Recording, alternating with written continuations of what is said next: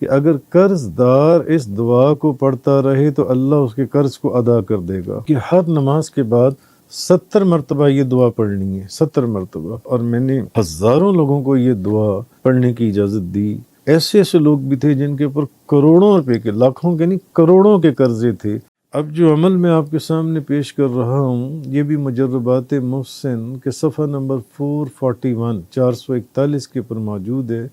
اور یہ بھی قرض کی ادائیگی کے لیے میں نے اپنی کتاب کے اندر یہ عمل لکھا ہے کہ رسول اللہ صلی اللہ علیہ وسلم آپ نے ارشاد فرمایا ہے کہ اگر قرض دار اس دعا کو پڑھتا رہے تو اللہ اس کے قرض کو ادا کر دے گا،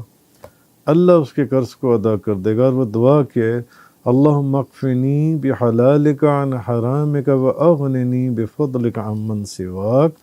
یا الہ العالمین تو میری کفایت فرما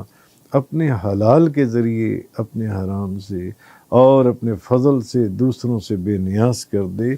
یہ جو دعا ہے اللہم اکفنی بحلالک عن حرامک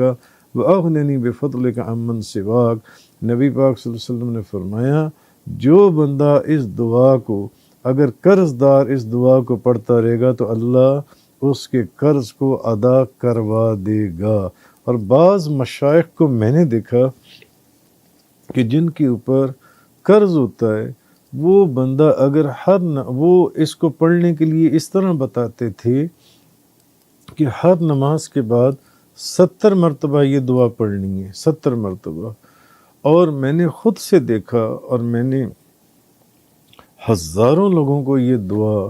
پڑھنے کی اجازت دی اور انہوں نے پڑھا۔ ایسے ایسے لوگ بھی تھے جن کے اوپر کروڑوں روپے کے، لاکھوں کے نہیں کروڑوں کے قرضے تھے، اور انہوں نے جب ہر نماز کے بعد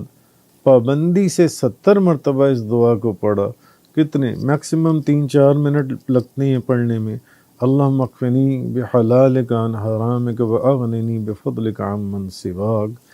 تو ان کے قرض اللہ تعالیٰ نے ان کے قرض جن سے بالکل اتر گئے، ختم ہو گئے، اور اللہ تعالیٰ نے برکت کی ریل پیل کر دی۔